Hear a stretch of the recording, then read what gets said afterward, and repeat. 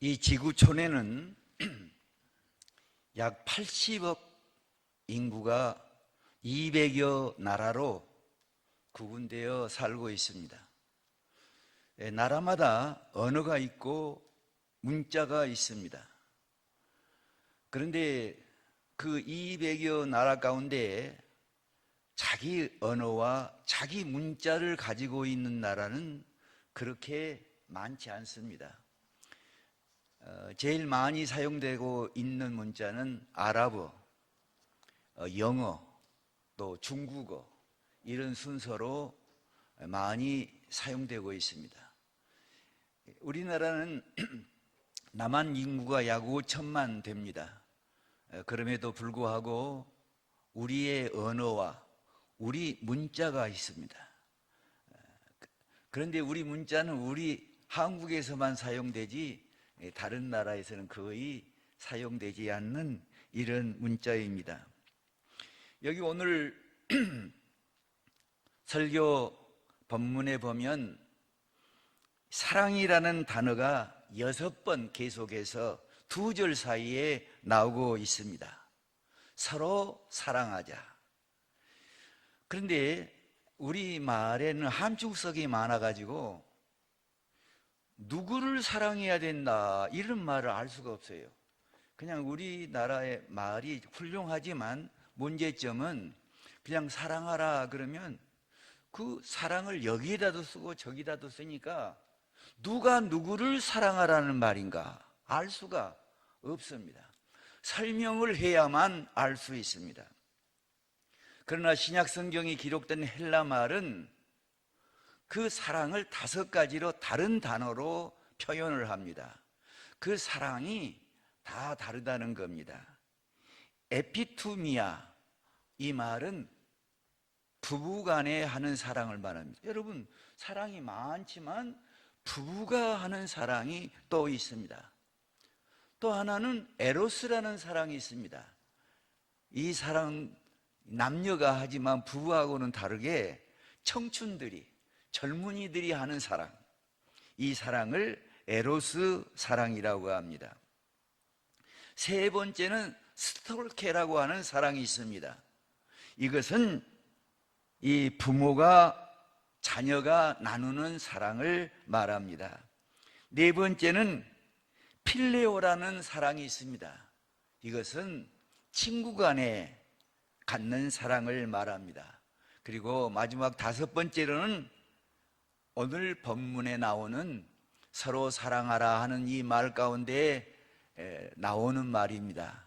아카페라는 말입니다. 이것은 신적인 사랑, 하나님이 인간을 사랑하는, 다시 말해서 하나님께서 독생성자 예수 그리스도를 우리를 사랑하셔서 보내셔서 십자가에 죽게 하신 그런 희생적 사랑을 소위 아카페 사랑이라 합니다. 우리 기독교는 이 5가지 사랑 가운데 특별히 아가페 사랑을 매우 중요하게 여깁니다. 그리고 교회에서 늘 사랑을 말할 때는 대부분 목사님들이 이 아가페 사랑을 중심으로 말씀을 전하고 있습니다. 예수님께서 바로 이 아가페 사랑, 희생적 사랑을 보여주셨습니다. 아가페 사랑은 배려요, 관심입니다. 우리는 부모에게서 이 아가페 사랑을 어느 정도 보게 됩니다. 부모는 자식에 대해서 깊은 염려와 관심을 갖고 사랑합니다. 오늘 여러분들이 잘 아시는 대로 오후에 임직식이 있는데 제 아들이 장로 임직을 하고 며느리가 권사 임직을 합니다. 우리 담임 목사님과 우리 성도들에게 너무 감사해요. 원로 목사가 자기 생전에 그 교회에서 장로 장립을 받고 권사 취임하는 이런 일이 그렇게 흔치 않습니다. 그런데 여러분들께서 이렇게 투표로 세 분을 장로 장립하는데 목사님이 물론 그날 말씀할 때 보니까 세 사람 한 번에 그냥 되게 하시라, 막 그렇게 강조를 해서 그랬는지는 몰라도 그냥 두 번 갈 것도 없이 한꺼번에 3분의 2 이상이 다 나왔어요. 여러분, 그게 말이 그렇지 3분의 2가요 쉽지 않습니다. 어떤 교회는요 3번, 4번 해도 우리 식구 아니니까 안 써준다 이런 마음으로 거의 안 하는 교회 있어요. 그런데 그냥 1차에 이렇게 돼가지고 장로 장립을 받는데, 장로 장립하는 아들이 그 작년에 투표하고 제 아내에게 일성으로 한 말이 있어요. 어머니 기쁘시겠어요? 그런 거예요. 가만히 생각할수록 맞는 말이에요. 사실은 자기가 장로 장립하지만 정말 기쁜 사람은 부모입니다. 부모가 기뻐요. 그래서 그 말 정말 일리 있는 말이다 이런 생각을 하게 됐습니다. 여기 보면 부모는 자식에게 사랑을, 아카페 사랑을 보여주고 또 자녀들이 배려하는 말을 할 때 기뻐합니다. 아카페 사랑은 책임입니다. 부모는 자녀에 대해서 책임을 집니다. 아카페 사랑은 존중입니다. 자기 중심이 아니라 상대를 존중합니다. 생명을 존중하고 개성을 존중하고 권리와 자유를 존중합니다. 아카페 사랑은 이해입니다. 사랑하는 사람의 불안과 고민을 이해합니다. 아카페 사랑은 주는 사랑입니다. 나의 시간을 주고 물질을 주고 정성을 주고 생명까지 줍니다. 이런 사랑을 세상에서 찾아볼 수 없는데 부모에게서 어느 정도 찾아볼 수 있습니다. 아마추어라는 말이 있습니다. 아마추어, 우리가 잘 아는 말이지요. 그런데 이 아마추어는 이 프로에 반대되는 말로서 흔히 전문성이 아닌 것, 미숙한 것으로 이해하고 있습니다. 그래서 아마추어 그러면 좀 어설프고 전문적이지 못한 것, 프로는 전문적인 것 이렇게 이해합니다. 그런데 이 말은 라틴어 아모르라는 말에서 나왔는데 사랑하기 때문에 행동하는 것이 바로 아마추어입니다. 사랑하는 마음으로, 기쁜 마음으로 하는 것이 아마추어입니다. 사랑해서 좋아서 하는 것입니다. 상을 받기 위해서 하는 것이 아닙니다. 돈을 벌기 위해서 하는 것도 아닙니다. 사랑하기 때문에 하는 것이 바로 아마추어입니다. 그렇기 때문에 소위 아마추어 정신이라고 하는 것은 참으로 깨끗하고 아름다운 것입니다. 다시 말해서 아마추어가 바로 아카페 사랑의 정신이다 이렇게 말할 수 있습니다. 아카페 사랑의 근본은 나를 버리는 것입니다. 과감하게 자기를 버리는 행위가 아가페 사랑입니다. 아가페 사랑은 결단이며 모험입니다. 그러므로 아가페 사랑은 감정으로 출발하는 것이 아니라 의지로 출발합니다. 아가페 사랑은 아픔입니다. 나를 십자가에 매이라는 사랑입니다. 믿음을 바르게 살기 위한 힘이라고 표현한다면 아카페 사랑은 바르게 사는 방법이라 할 수 있습니다. 남이 먼저 나를 사랑하면 나도 사랑하겠다. 이런 사람은 평생 아카페 사랑은 할 수 없습니다. 아카페 사랑은 헌신입니다. 자기를 내어주는 것이 아카페 사랑입니다. 자기를 내어준다는 것은 말과 혀의 문제가 아니라 행동의 문제입니다. 한 율법사가 예수님께 찾아와서 선생님, 율법 중에서 어느 계명이 크니까 물었을 때 내 마음을 다하고 목숨을 다하고 뜻을 다하여 주 너희 하나님을 사랑하고 그와 같이 내 이웃을 내 자신과 같이 사랑하라 하셨습니다. 성 어거스틴은 사람이 사랑하는 데는 네 가지 사랑이 있다고 했습니다. 첫째는 나보다 위에 있는 분을 사랑하는 것이고, 둘째는 나 자신을 사랑하는 것이고, 셋째는 내 옆에 있는 사람을 사랑하는 것이고, 이 넷째는 내 아래에 있는 사람을 사랑하는 것이라고 했습니다. 서로 사랑하는 것에 신뢰라 할 수 있습니다. 우리는 먼저 위에 계신 하나님을 사랑해야 합니다. 하나님을 사랑하되 마음을 다하고 뜻을 다하고 목숨을 다하여 하나님을 사랑해야 합니다. 우리는 십자가에서 우리를 향하신 하나님의 희생적인 사랑을 발견할 수 있습니다. 예수 그리스도의 아가페 사랑은 그 높이와 깊이가 십자가의 죽으심으로 확정되었습니다. 그가 찔림은 우리의 허물을 위함이었습니다. 그가 상함은 우리의 죄악 때문이었습니다. 그가 징계를 받음으로 우리는 평화를 누리게 되었습니다. 그가 채찍에 맞음으로 우리는 나음을 입었습니다. 예수 그리스도는 머리에 가시관을 쓰시고 손과 발에 못 박히셨습니다. 옆구리에 창에 찔리었습니다. 우리가 아가페의 사랑, 큰 사랑을 받았으니 우리도 하나님을 사랑해야 합니다. 우리가 나 자신을 사랑해야 합니다. 나 자신을 사랑하지 않는 사람은 남도 사랑할 수 없습니다. 자기를 학대하는 사람들은 문제점이 나타납니다. 남도 진실로 사랑하지 않습니다. 먼저 자기를 사랑할 줄 알아야 합니다. 사람이 만일 온 천하를 얻고도 제 목숨을 잃으면 무엇이 유익하리요? 사람이 무엇을 주고 제 목숨과 바꾸겠느냐? 마태복음 16장 26절에 있는 말씀입니다. 여기 제 목숨이 무엇입니까? 나 자신입니다. 나라는 존재가 온 천하보다 귀중합니다. 천하의 나 자신과 비교할 만한 가치가 있는 것은 아무것도 없습니다. 어떤 사람들은 자신의 출생, 신분, 용모, 성격에 대해서 불평을 갖는 사람들이 있습니다.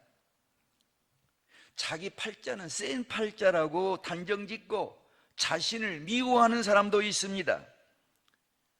이 모든 것은 자기를 진실로 사랑하지 못한 증거입니다.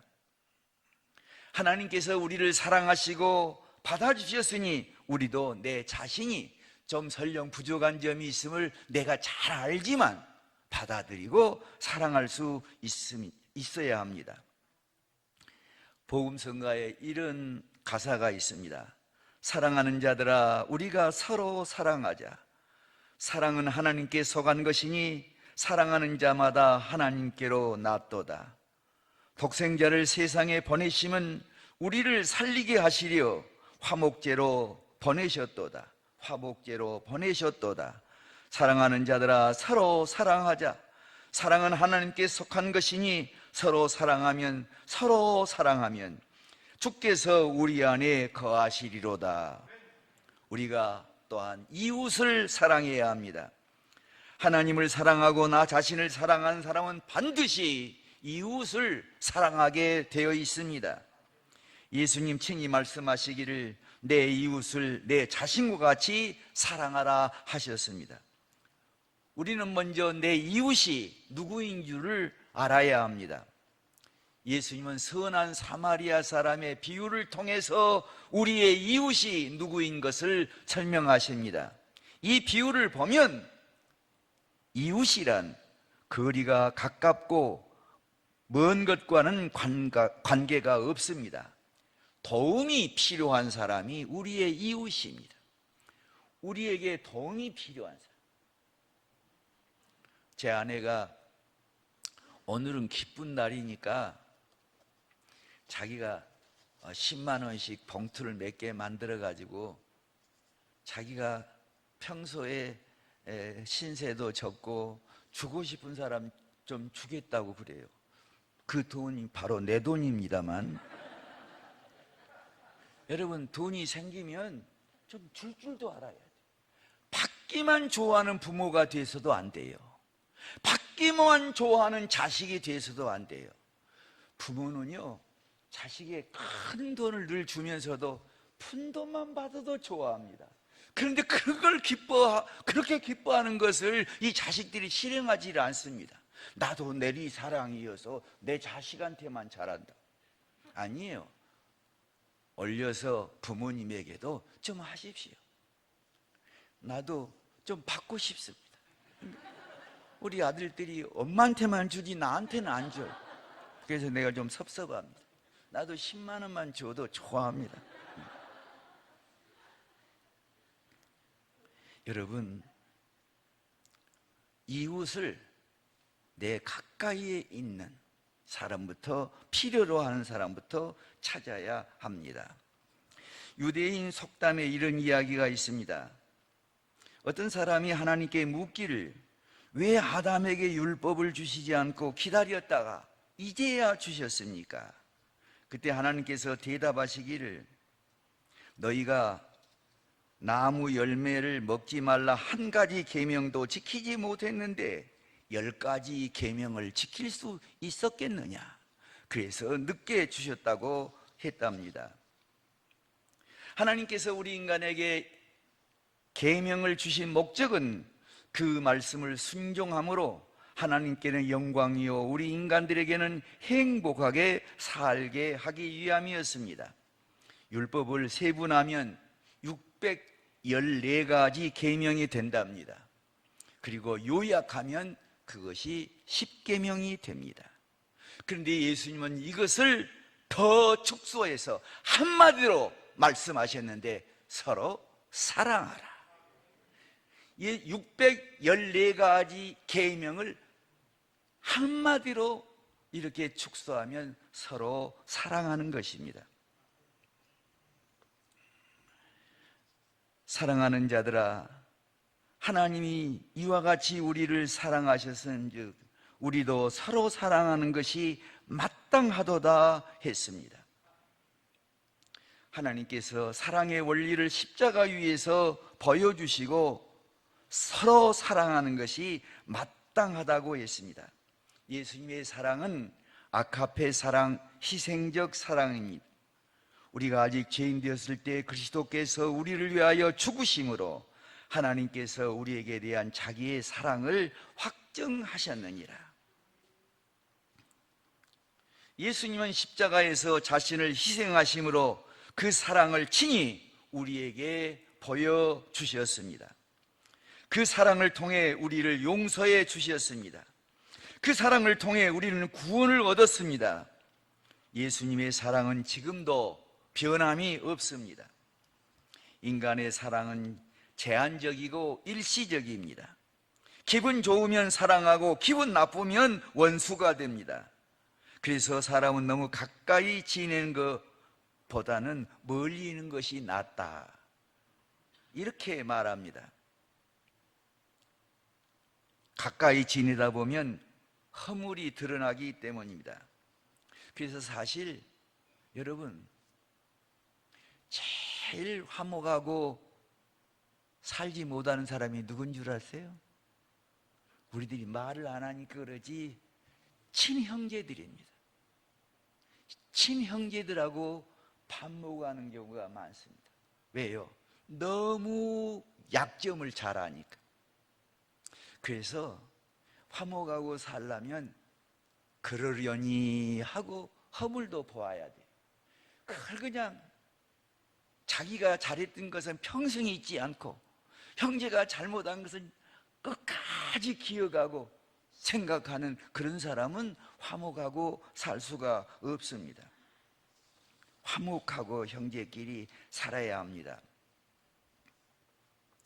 얼마 전에 어떤 목사님이 조기 은퇴했어요. 자기가 심호하는 교회에 자기 동생이 장로예요. 저도 동생이 장로였습니다만, 근데 조기 은퇴했어요. 저는 호적이 1살 늦어서 1살 늦게 은퇴를 했습니다. 그런데 조기 은퇴했어요. 이유는 동생 때문에 은퇴한 거예요. 동생하고 반목해가지고 너무 가깝기 때문에. 당신이 무슨 목사야? 이런 마음이 들 때가 많은가 봐요. 그러니까 이해하고 봐야 합니다. 함께 지내다 보면 허물이 있기 마련입니다. 예수님은 제자들과 여러 해를 같이 지내셨습니다. 예수님은 제자들에게 사랑을 보여주셨습니다. 하나님이 같이 우리를 사랑하셨은즉 너희도 서로 사랑하라. 내가 너희를 희생적으로 사랑하고 용서하며 끝까지 사랑한 것 같이 너희도 그렇게 사랑하라 하십니다. 사랑하는 성도 여러분, 우리가 서로 사랑하면 하나님께 영광이 됩니다. 요한일서 4장 12절에 어느 때나 하나님을 본 사람이 없으되 만일 우리가 서로 사랑하면 하나님이 우리 안에 거하시고 그의 사랑이 우리 안에 온전히 이루어지느니라 했습니다. 서로 사랑하면 그 사랑을 통해 보이지 않는 하나님을 보게 됩니다. 제자는 스승을 닮습니다. 자녀는 부모를 닮습니다. 예수님은 사랑의 스승이셨습니다. 요한복음 13장 34절 이하에 보면 새 계명을 너희에게 주노니 서로 사랑하라. 내가 너희를 사랑한 것 같이 너희도 서로 사랑하라. 너희가 서로 사랑하면 이로써 모든 사람이 너희가 내 제자인 줄 알리라 하셨습니다. 성 어거스틴은 성도인지 아닌지 결정짓는 유일한 표징은 사랑이라고 했습니다. 우리가 서로 사랑하면 하나님께 영광이 됩니다. 마지막으로 서로 사랑하면 행복하게 됩니다. 잠언 15장 17절에 보면 채소를 먹으며 서로 사랑하는 것이 살진 소를 먹으며 서로 미워하는 것보다 나으니라 했습니다. 서로 사랑하면 즐겁습니다. 기쁩니다. 기쁨이 솟아납니다. 인생의 모든 즐거움은 다른 사람을 사랑하며 섬기며 봉사할 때 얻습니다. 서로 사랑하는 모습은 참 아름답습니다. 갈등을 부추기는 사람이 있습니다. 그런 사람은 한마디로 사랑이 없는 사람입니다. 남을 괴롭게 하면 나도 괴롭게 됩니다. 남을 즐겁게 해주면 나도 즐거운 일이 생깁니다. 조정민 씨의 꿈다운 꿈이란 글에 이런 말이 있습니다. 생각이 깊어지면 꿈을 꿉니다. 몰입하면 꿈을 꿉니다. 꿈을 꾸면 언젠가 이루어집니다. 그러나 꿈이 이루어졌을 때 나와 너 그리고 우리 모두가 행복해야 꿈다운 꿈입니다. 모두 행복한, 나만 행복한 꿈이 아니라 내 주변에 있는 사람까지 행복해지는 꿈을 꾸어야 되고 그 꿈을 이루어야 합니다. 모두 행복해지는 사랑은 그 사랑을 함께 이루어가는 과정에서 많은 사람들이 행복하게 됩니다. 서로 사랑하면 서로 살게 됩니다. 예수님의 사역은 살리는 일이었습니다. 그러므로 그의 제자된 우리는 살리는 일을 하십시다. 죽이는 일을 하면 안 됩니다. 우리 교회는 죽어가던 사람도 진짜 죽어가는 그런 말이 아니라 정말 갈등과 이렇게 이 상처로 인해서 고민하던 사람들이 와서 우리 성도들을 만났을 때에 위로를 받고 힘을 얻고 가는 거, 이게 살리는 겁니다. 우리 가정들이 사랑의 가정으로 주변 가정들에게 이런 살리는 일을 해야 합니다. 교회는 사랑 속에 부응합니다. 사랑만이 살리는 힘이 있습니다. 예수님의 사랑은 죄인을 살리는 일이었습니다.